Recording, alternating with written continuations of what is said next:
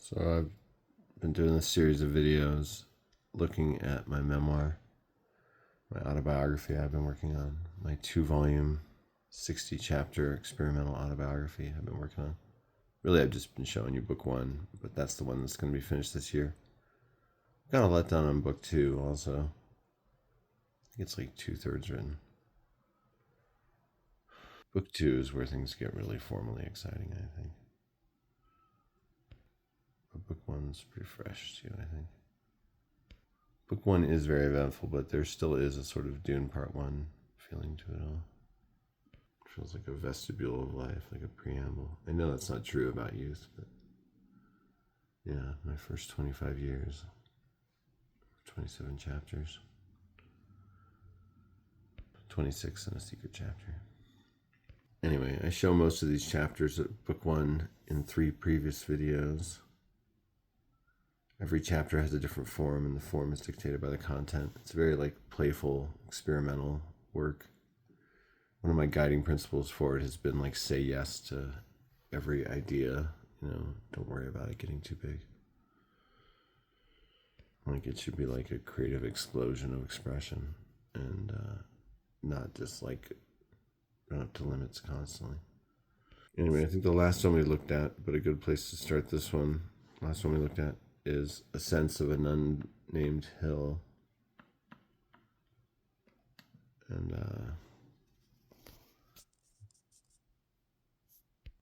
to quote Flight of the Conchords, I think you've written another one of your weird songs. This is one of the weirder ones. It's formally experimental. What am I saying? COVID brain. It's written, it's visually formatted. I think I might format the title page differently. I don't know. We'll see. It's visually formatted to look ledgy or even spiring, like mountains or something, I suppose. Hill-like. I feel like the title has like a double meaning.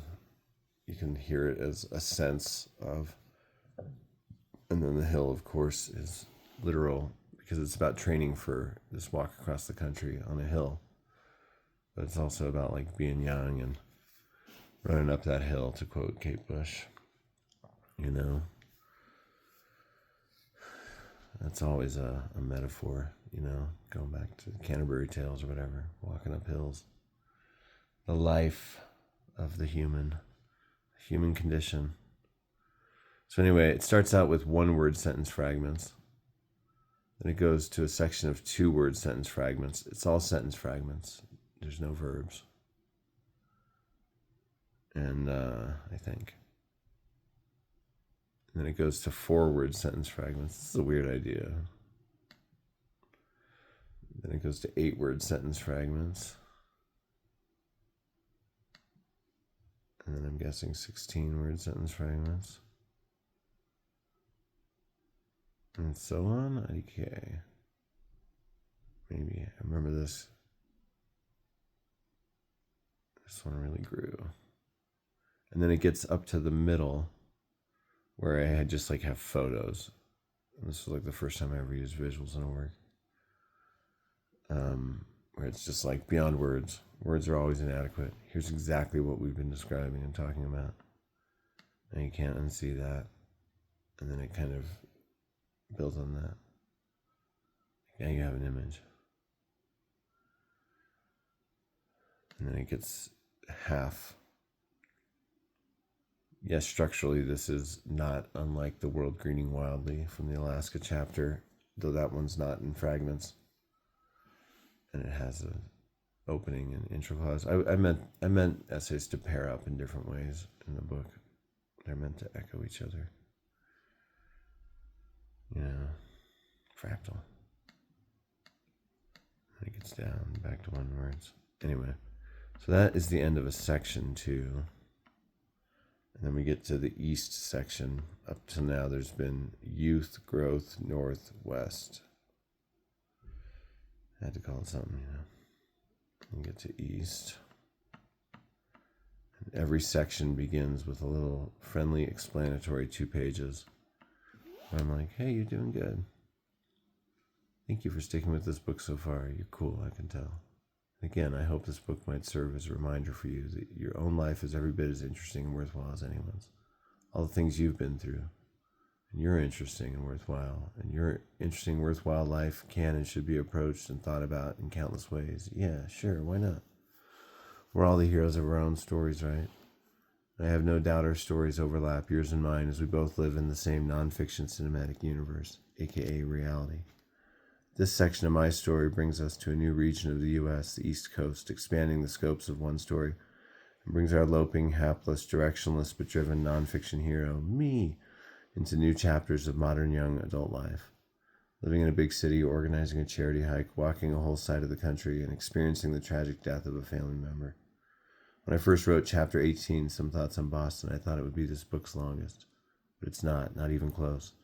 And people who have read it have generally given me good feedback, saying it's often funny and captures a real time and place, despite a few disliking the way it's told, with me thinking on the page about what exactly the reader is expressing while they're reading it. A literal attempted, doomed to fail description of the reader's thoughts as they're reading what I've written. Some Thoughts on Boston is about living in Boston for about 6 months in the year 2000, and when I read its 9-page Greyhound bus trip intro live for an audience once, I was told I should have prefaced it with a warning that it contains descriptions of self-harm and suicide. Because, nonfiction. So here's that warning for that. Also for all the chapters before and after it. PTSD is real. This book, like life, is at times an unhappy, disturbing one. I just want to write scrupulously truthful nonfiction memoir essays about how easy and fun all of life always is, and how people won't stop giving me money. Is that so much to ask? Is it? It is.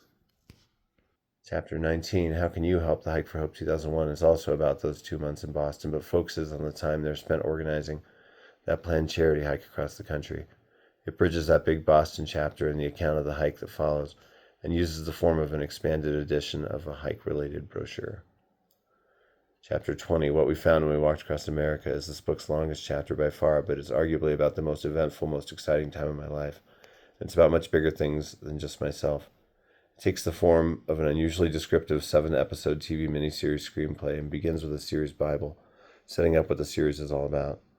When I first told my older writer brother Rob that I was planning to write a whole feature-length screenplay for what I thought was the most cinematic filmic chapter of my life, he told me no one will want to read a whole feature-length screenplay in the middle of a book. So instead, I wrote it as basically 7 screenplays for 7 feature-length episodes. Oh well. Because it attempts to be as scrupulously nonfiction as memoir can be, and dialogue recreated from memory and research can only be so reliable, it contains more description than most screenplays, which I think makes it more readable. A hiking enthusiast read a recent draft of it, and his feedback was wholly positive, expressing a seemingly sincere desire to see it adapted someday soon. In Chapter 21, Some Thoughts on Leanne is one of the very first 2 chapters/essays I wrote for this book. The very first to help give me the vision of this book. I was only 30 when I wrote it, using an idea I had been thinking about since 2001, describing events not as they happened, but as they exist currently in my mind as I describe the events, a sort of doubled present tense with 2 undifferentiated I's, the one in the memory and the other remembering. Editing this essay used to make me sob. It was painful. It was published in 2012 in the Florida Review, and I was 30 when I first wrote it. And then I repeat the section title, East, because I'm an aesthetic freak, and I love the look of things. I also like the chapter titles being bolded in the text. I think that looks good, and as does the outer strip. My one question for myself is, should I indent these and turn them into paragraphs and not just bars? That would make it a little friendlier. But then I'd have to lose information, like a couple words every few lines. And this thing is already written very concisely. I'll think about it, but I like the column thing, actually. A book is just so many choices, so many things you gotta figure out, and it's everything. All the books on my shelves are like miraculous, so much work. Like when you work on something of your own, you have such an appreciation for books. Like, wow, some author labored over these. That's when I hear about authors who just like dash things off. I'm like, Urgh. Not to say inspiration doesn't happen and great things don't come that way. So yeah, I guess I read that whole thing, but that does kind of set these up. So that's what I'm trying to do with those interstitial sections, is just be like, here's what's coming up, You can handle it. It's not too weird. I'm describing the basic ideas. So chapters in this section are chapters 18, 19, 19.5, 20, and 21. 19.5 is the series Bible for the mini-series script about the walk across the country. It's a strange book, but I think it's going to be beautiful and epic and amazing. Like, check this out.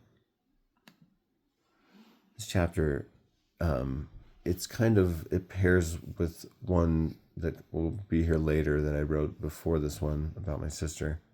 Some thoughts on Leanne. That one has a doubled present tense and takes place in the mind of the writer and remember, whereas this one has a double present tense, but it takes place in the mind, the imagined mind of the reader.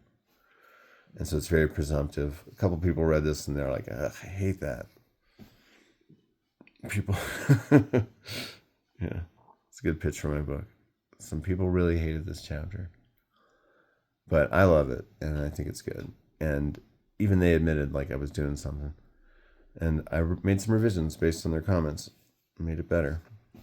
But because it presumes to guess what the reader is experiencing, readers are like, that's not what I'm experiencing. But it's a really interesting thing to think about the state of reading. The book, What We See When We Read, that I looked at in the writing book section, was a really big help to me during this one.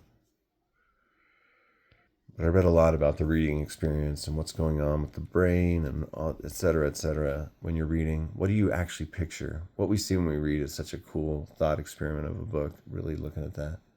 Because it is strange. Like, imagine a scene. This one is really structurally very identical to Some Thoughts on Leanne, this other essay, in 3 parts with, Some Thoughts on Leanne was the structure for this one, but it's about a totally different thing, about 6 months in Boston. And, sometimes you just have a time of life where it's just like, whoa, were we all drawn here to be here together and just like have brilliant fun together in our lives? Scenius, Brian Eno called it. And, it was like everybody that I knew in Boston was doing something creative and interesting. Nobody was from there, almost. Or it was just like, Boston has like hundreds of colleges, and I was suddenly in this crowd of all these people from elsewhere. Working in a coffee shop, living in a cool 1896 house.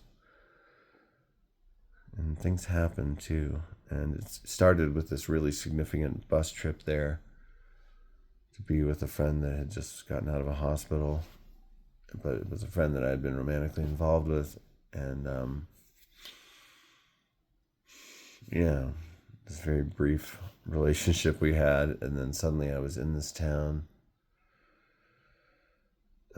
Just like, I better get a job in a place. Oh crap.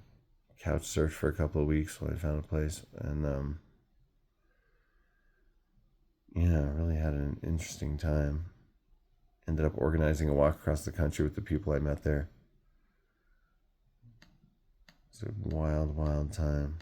Lightning in a bottle. Oh, and then I went to research Boston, and it turned out I had all this family history there because I like to do deep dives in research. And I'm like, oh my gosh, that's like where so many of my ancestors came to America in the 1630s as part of the Great Puritan Migration. And they settled the city of Salisbury. And so, this essay is about that too. It's one of my genealogy, family history chapters. And it has great block quotes from journals and things, and talks about, it's also kind of secretly a history of New England. It's 116 pages long. That's a long chapter. It's like a Great Gatsby, I think.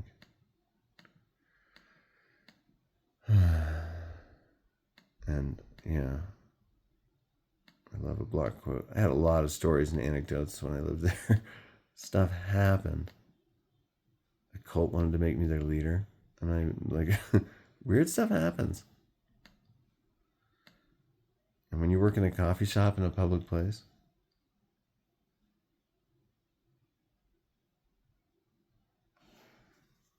quotes from old Puritan documents.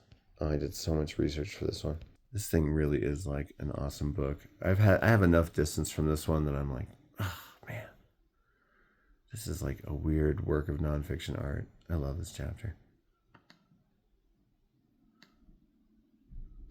And it's funny. It's 116 pages, about 6 months in a place.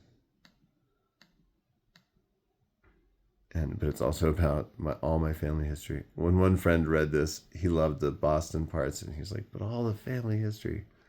I'm like, dang it, just enjoy it. My brother was the same way.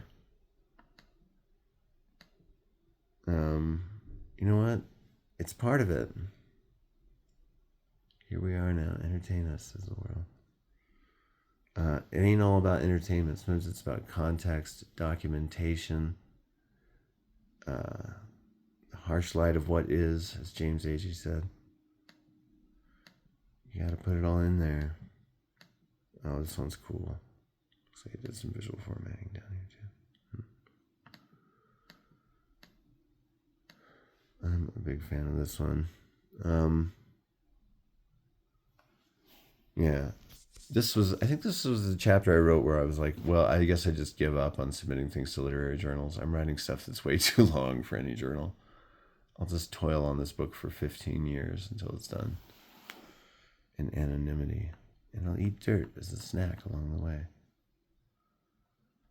Okay.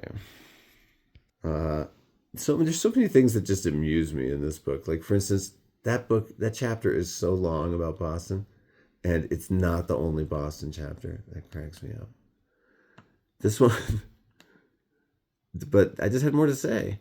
And this is in particular about founding this hike across the country while I was in Boston. I didn't talk about any of that in that long essay, and it was packed. And so this kind of peels off a little bit of reality. It's like a same quote happening at the same time as the Some Thoughts in Boston chapter, but it takes place almost entirely in the basement of this bookstore where we were organizing the hike. And we got this place with like real drama. This bookstore was flooding, and we worked at a nearby coffee shop, and the owner, our friend Jody, came in crying, and she was like, please help me save my books. We ran to the hardware store nearby in Inman Square, Cambridge, Massachusetts, and got all this plastic and all these buckets and ran over there and did what we could to save the books. Most of them were lost or had to be thrown out, for being wet and black mold and stuff. Black mold risks, at least. And bummer. We did save some stuff, got some things on the pallets out of the way, but man, it was this old building. George Washington organized activity and military activities out of this building. It was Ralph Inman's old long house, this slave-owning Puritan in the 1600s, Ralph Inman, and now it's a whole block of businesses on Cambridge Street in Cambridge, Massachusetts. And so like that's where this coffee shop that I worked at was in, and my friend's bookstore was, if not in that same strip from Ralph Inman, a little farther down. Oh, it's just, I love history. Oh, look at this. This is so cute. Who's sniffing me? Hey, squirrel. Oh, she's all, you bought some deli meats home and you just left them out on the counter. You're right. I forgot. I should have put that away, but I was going to eat it. So, it smells good. Yeah, but you won't even eat it when I offer it to you, probably. You only like chicken from Wendy's. She's very particular about her savory treats. That's true, huh? So the idea of this essay is that it's an annotated TMI version of the hike brochure that we handed out to everybody for like a year and a half of our lives. We had these brochures made up, pretty simple, trifold brochures, printed on green paper in black and white ink. We had some other ones too, but this was the main one. And had a map on it of our planned route, which did not end up being our route exactly because, well, just everything happened. But mainly a hiker had to be pushed in a wheelchair across the whole state of Virginia because of tendinitis in his feet. And yeah, it was dramatic. It was a crazy experience. Anyway, this is just the lead up to it. So that got us onto dirt roads. And so, and this essay has its own themes. I think it very much justifies its own existence. It's a silly title, I know. How can you help the Hike for Hope 2001?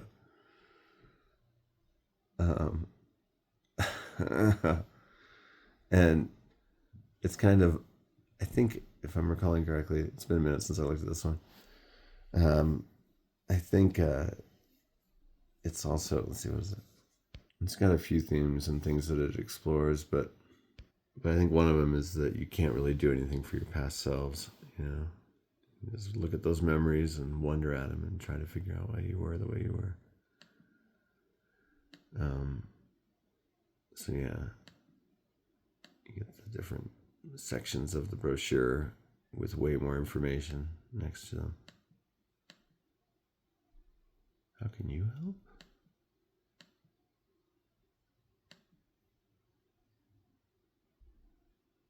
Oh, that's a block quote from an ex-girlfriend. That's crazy. It describes meeting me for the first time from somebody else's perspective, from a college paper she wrote.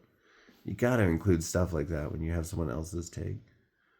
Like, wow.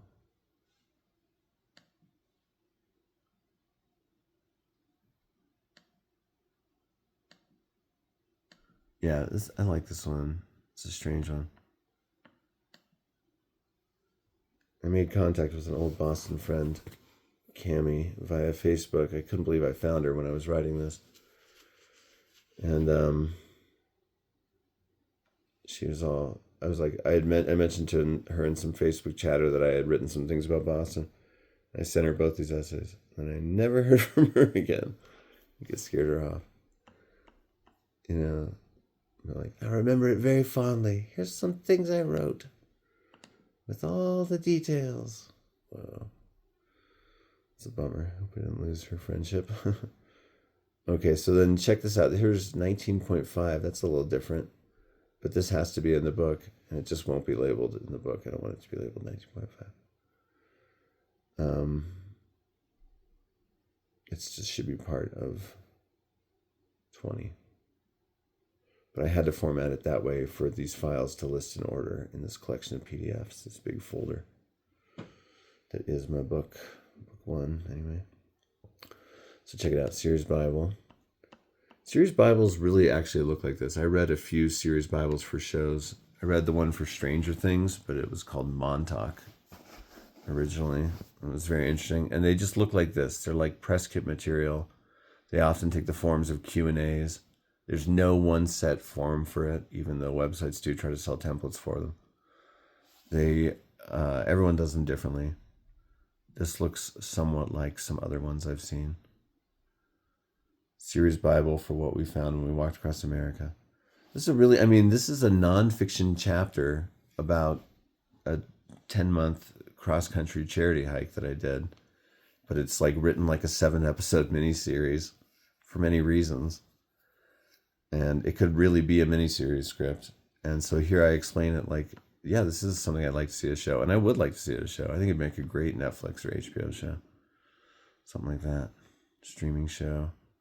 I totally can see how you could film it economically too. And that's what I talk about in here. Like, ways to film economically. You could have a skeleton crew. You could, send them up and down the East Coast in an RV or two with the skeleton crew to get a lot of on-the-ground footage, and then use found footage, sourced footage of all the places you go through, and like green screen it in like Kung Pao Enter the Fist, and just get creative and playful in how you tell it. But I think it'd be so cool to have 7 different directors do it as 7 movie-length episodes. And I pitched it here. It's kind of like Wild meets Easy Rider. There's a ton of musical montages, and like tons.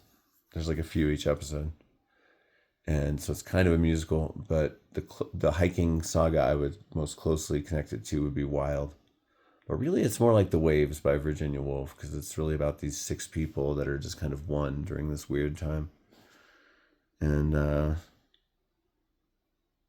I don't know, but it's its own thing too. I think this would be such a cool show. and 7 miniseries event, series of 7 movies, whatever you want to call it. I originally wanted to write this as just like a 90-minute script, just like a punchy story. I don't think it would ever been 90 minutes, but just like a feature film. And then it grew into like, it just kept growing. Ugh. And I'm like, well, maybe it'll be like a 3-episode miniseries. It just kept going. Anyway, no, it's a 7-episode one. And I think it's about perfect. But I remember when I added that 7th episode and it was already at 6.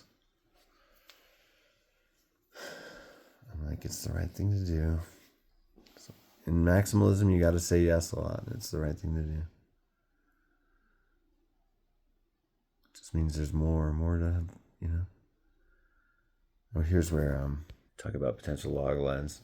I like walking across America, everyone can hear you scream. That's my favorite of the log lines. Riffs on Alien, but that's cool.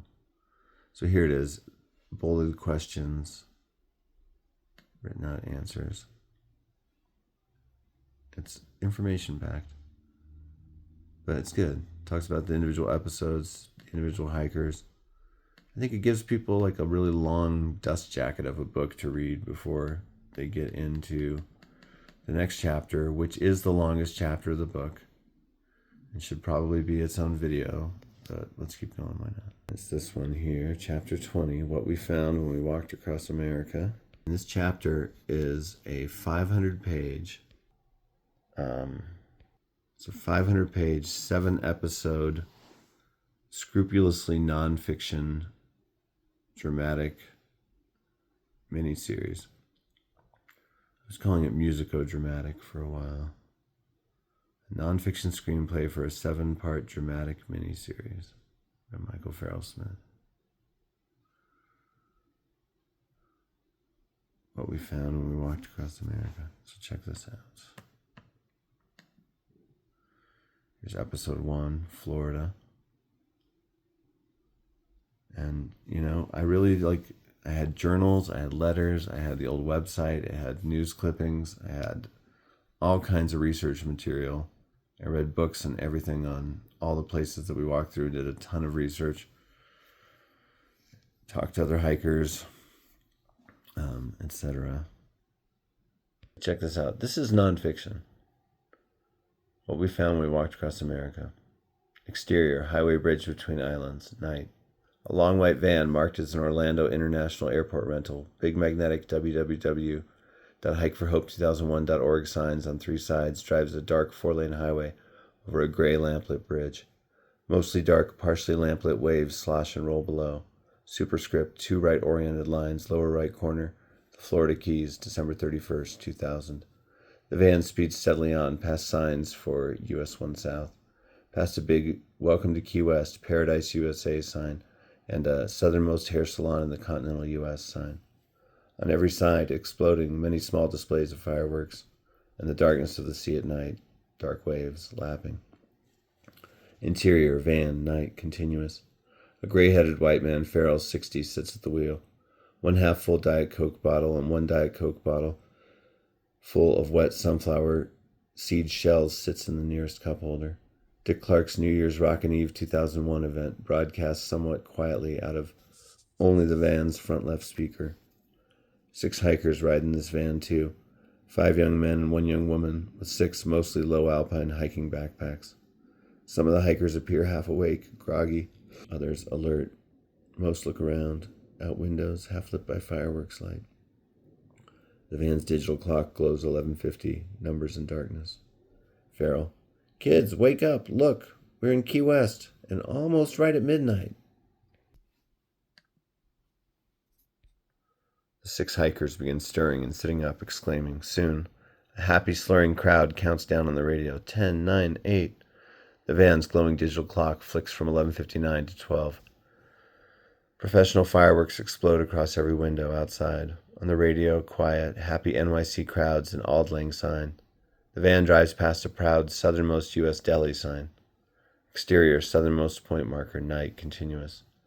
The van pulls up by a horizontally striped lighted concrete buoy, 12 feet tall, 7 feet wide, blue, red, white, yellow, reading southernmost point of the continental USA. An arrowed sign pointing south declares Cuba, 90 miles. Fireworks on every side, non-stop, also loud and bright. The van's sliding door opens and the 6 hikers and Farrell step out and stumble out, chunking and or sliding doors shut. The hikers bound sleepily toward the concrete buoy, leaping, stretching, taking photos, yawning, grinning, and whooping. Farrell films the hikers with a newish digital video camera. Farrell: "This is it. This is where you'll begin your adventure. Tomorrow. Who knows who you'll meet, or what you'll find."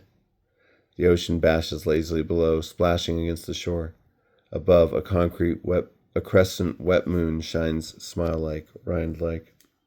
The 6 hikers cavort beneath the marker, and the series title appears flush to the right, one big line at a time. What we found when we walked across America. Punk music starts. Kids of the Black Hole by Adolescents. Brash, thrashing, a self-reckoning. All doom and privilege. Main titles begin. The marker shrinks, becoming stylized and unreal. Everything obvious stop motion, animated miniatures, the scene widening. And strewn throughout the main titles should be quick clips of regionally relevant historic footage and natural scenes. Concrete markers, match cut, postcard of concrete marker. Concrete marker, anyway. So that's how it starts. I think that's a great start. And if you know that song, Kids of the Black Hole, it's going to be punk rock and awesome and just declare itself as like, this movie's different. This is going to be a different sort of story of walking across the country. This one does not currently exist. There's never been one like this. Like, Wild is a great movie and it's awesome. But she only does part of the PCT. I want to see a long trip completed completely. And A Walk in the Woods, I love the book. I don't know, the movie doesn't quite work for me. But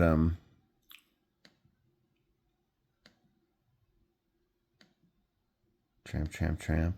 That's a good old-timey walking across America movie. Frank Capra directed it. Stars the Silent Clown, Harry Langdon. Let's see, we've gotten to still Florida, I think. Okay, and then episode 2 is the South. Every one of these episodes is so different. And the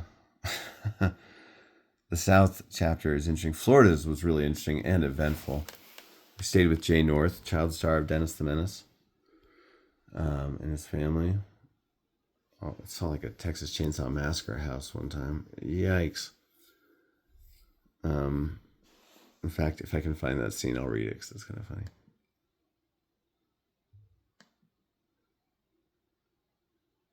And, oh my gosh. Staying with the folk artist Butch Anthony. And lots of stuff happened. There was a ton of drama to put in here. I really studied the 5-act structure while I was writing this. And it follows the 5-act classical structure from Freytag's Pyramid really pretty closely.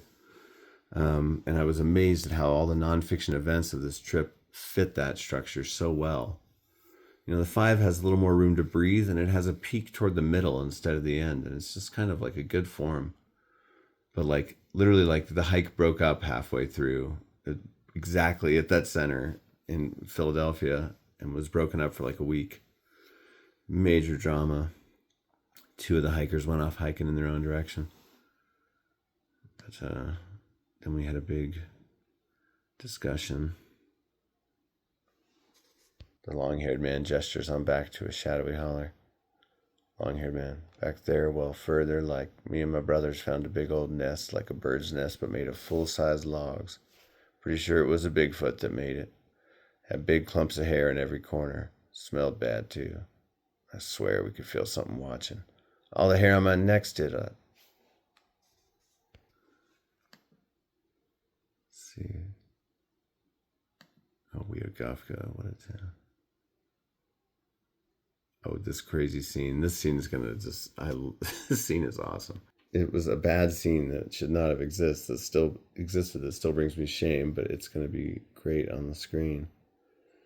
the hikers have this huge argument. I'm one of the hikers, but it's weird. I'm in third person in this.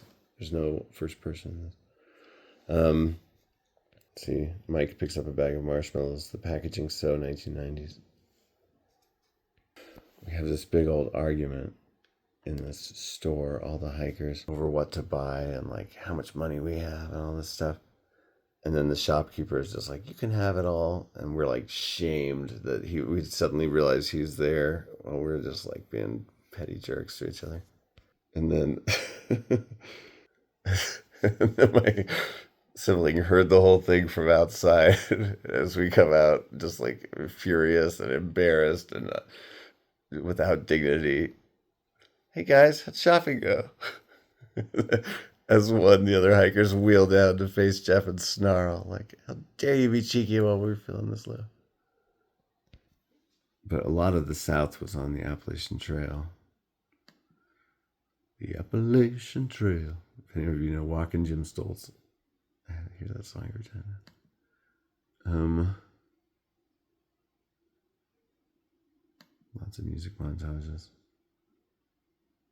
Like there's one to Brian Eno's An Ending Ascent in the Everglades in Florida. I think that's so perfect. You know, and whether or not I can get the rights to all these things, which I hope people can. I tried not to include like any like really big bands.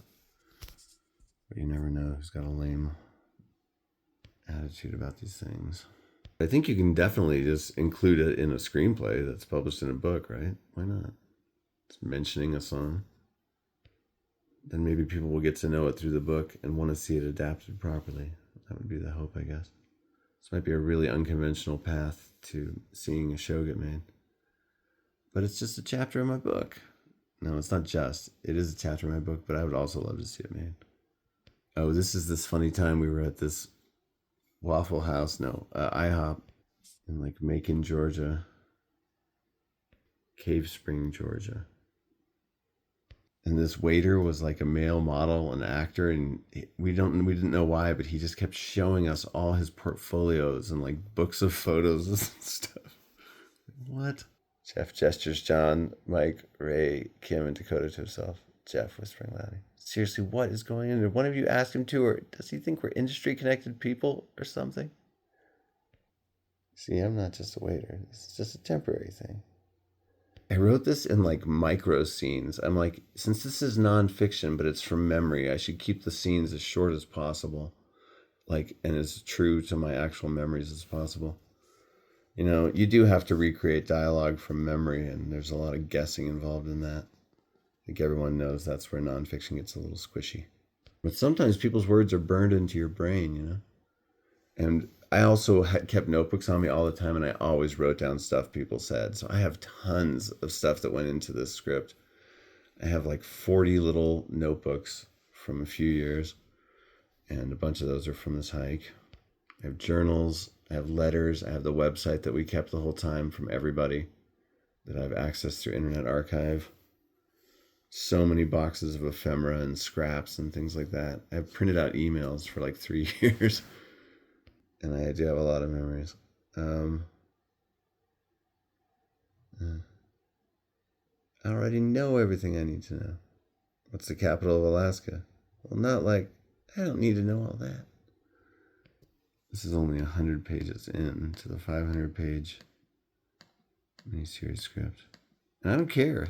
My book is a radically maximalist work. You know? Here's the Virginia chapter.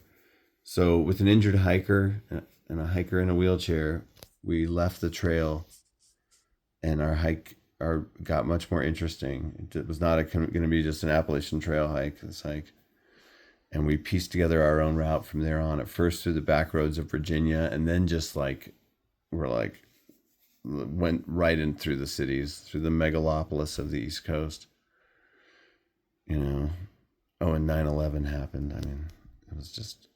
Yeah, but Virginia was very eventful, and the wheelchair makes this a really visually distinctive chapter / episode / subchapter. Yeah. And, you know, it's like the little micro scenes, they all have a lot they do a lot of different things. They move the larger stories forward, but they're also just like collections of hilarious, weird stuff that happened and characters that we met. Here's where we stayed with this guy in his house that was so old that King George II had signed the deed. He's one of the most interesting people from the whole hike, and he happened to be one of our hikers' great uncle. And like what? I am 91 years old, born in 1909, and the secret, I believe, to my long and healthy life is... I mix milk with strawberry powder and acidophilus enzyme, and that's it. It is delicious and full of vitamins. You eat no other food? Well, sometimes I might have myself a nice piece of rye. And that is an exact quote, because I've never forgotten him saying that. This is such a great thing to say. Like, if you're 91, you just have to find ways to say that sort of thing all the time. That's something you can do. Well, sometimes I might have myself a nice piece of rye. He later got in a car wreck and got sued over it. He was too old to be driving. And the settlement was that he had to give the house and whole property to the person he had hit and injured, but he could live there until he died. He did. It's Morrisania, Virginia. It's like a historic spot. You can read a ton about it. He was John Lacey Morris. Oh, Oddfellows Meeting House, entering D.C. So for the northeastern states, the Mediterranean, North Atlantic states, I called that section North of South / episode. And this was a really interesting, eventful time. I mean, all of these were. Not one of these chapters is eventless. I had to do it justice. That's another reason this is maximalist, you know? Think about Thomas Wolfe talking about how he wrote what he wrote because he just like had loved everybody he'd ever encountered on some level. He wanted to save everybody on the page, you know, and he did. Look, Homeward Angel captures time and place, for better or for worse. It's all there. But so I got to do my own version of that. And I think it's great, and it's not boring. And so what? It takes a long time to read. If people read all of my struggle, which is 3,600 pages, they should read this, which will probably be about that same length or a little longer. And mine is much more like visually playful. Oh, here's New England. And I put a ton of work. Every one of these chapters is a jewel. Even just this script is like a couple of years of work. This thing, you know, and many more years of tweaking and revision and endless polishing every time I revisit it. New England. Scripts don't usually have visuals. I felt like my sections needed this stuff. Also, I'm writing my own rules here, baby.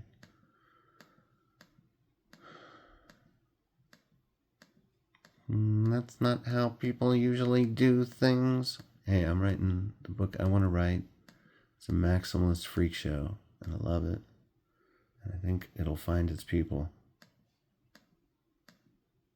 And it's a joyous, you know, bounty. It's an overflowing cornucopia of event, this book. So sometimes it's going to have a chapter that is a 7-episode, 500-page miniseries. And, you know, if you're not down, go read something else. Or if you're cool and you want to be in the cool club, you read it. Maine, yeah. So Maine and Virginia, oh, and I guess Florida. These were the states that got their own episodes. I mean, Florida was like 3 months, 1,000 miles of hiking in Florida. It was all flat. Black rivers and white beaches. Crazy. Swamps, walking the whole length of the Everglades. But this is New England. New England was very eventful too. And, this is Maine though. We're in the Maine chapter. Let's see. Oh, wait. Did we... see if I saw this part where... oh, yeah. At one point we go and see the world's biggest globe.